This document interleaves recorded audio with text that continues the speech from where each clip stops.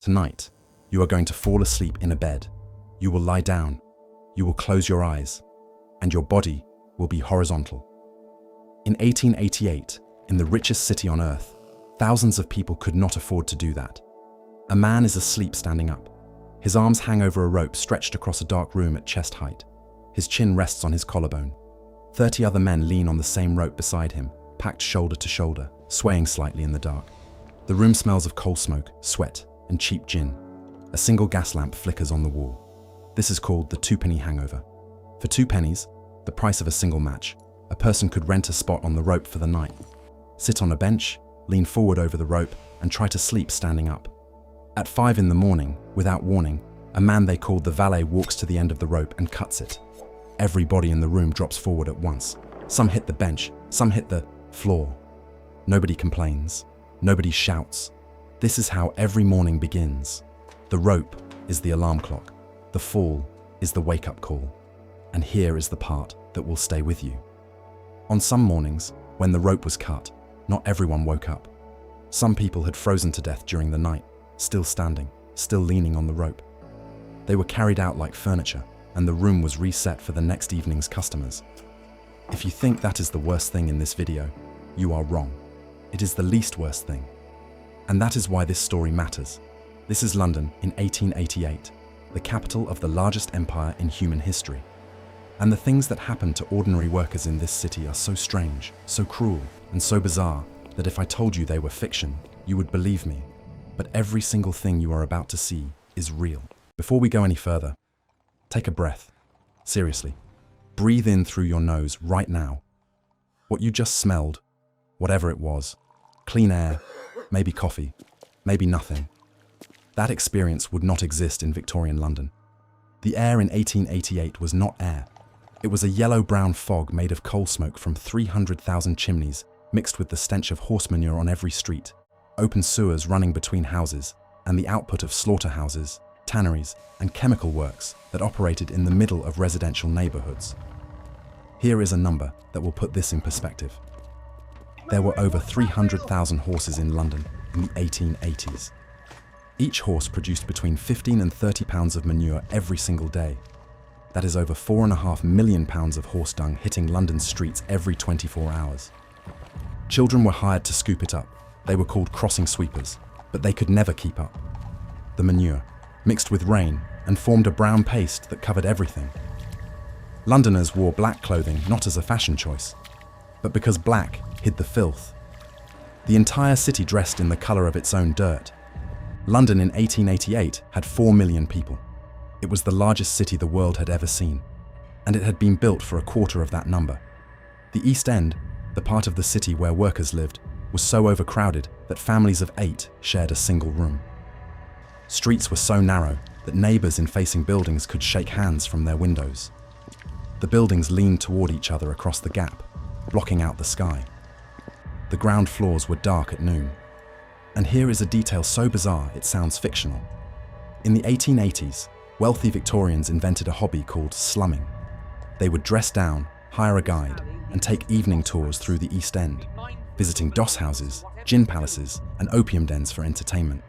They treated the worst poverty, in Europe, as a tourist attraction. They wrote letters to their friends about the fascinating squalor. The same people who could have changed the conditions with their money chose instead to pay to watch them. And then there was the river. The River Thames, the heart of London, was an open sewer. Raw human waste from 4 million people flowed directly into it, untreated, unfiltered, undiluted. In the summer of 1858, the smell was so extreme that Parliament itself could not function. Members of the House of Commons soaked curtains in chloride of lime and hung them over the windows.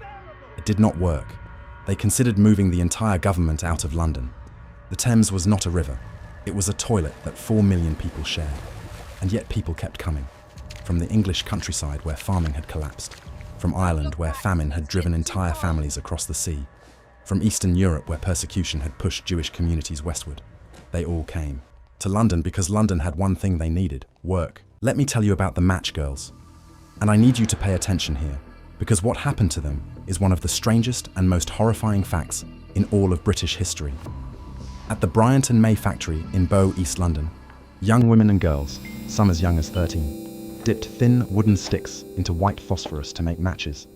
14 hours a day, 6 days a week, for less than 5 shillings.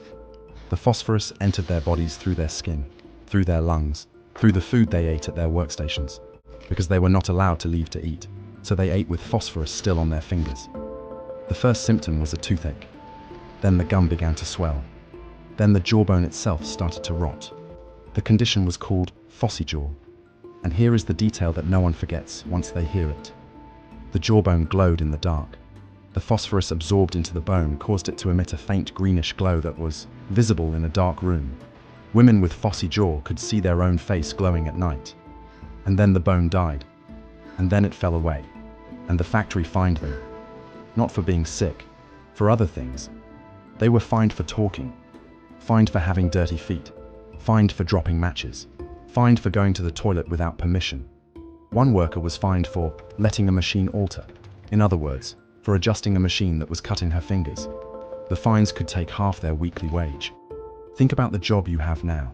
Think about the worst day you have ever had at work.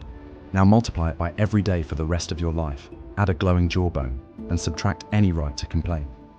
That was a good job in 1888. Below the factory workers, there were jobs so strange they sound invented. The pure finders walked the streets of London all day collecting dog excrement with their bare hands. They sold it to leather tanneries, who used it to soften animal hides. 200 to 300 people in London made their living this way. The toshers crawled through London's sewers in total darkness, waist deep in human waste, feeling through the filth for coins and valuables that had been flushed down drains. They worked by candlelight, a single flame strapped to their chest, in tunnels so fragile that the bricks could be scooped out with a spoon. If the candle went out, they navigated by touch. They reported encountering rats the size of cats. One tosher told an interviewer that a man had been found in the sewers, eaten down to his bones by rats.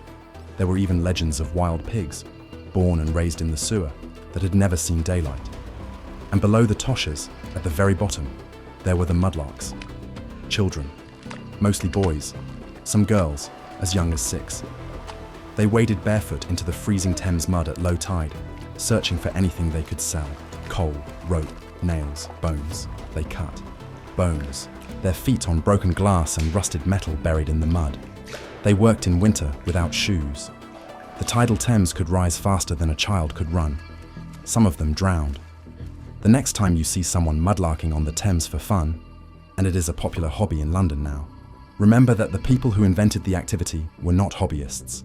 They were starving children standing in raw sewage. When the shift ended, the workers went home. But the word home needs a new definition for 1888. A single room, 10 feet by 10 feet, a family of 6 inside it, no running water, no toilet, no heating except a handful of stolen coal burned in a grate so small it barely warmed the hand held above it. One window, if they were lucky, looking out at a brick wall 3 feet away. One bed, shared by the parents and the youngest children. Older children slept on the floor,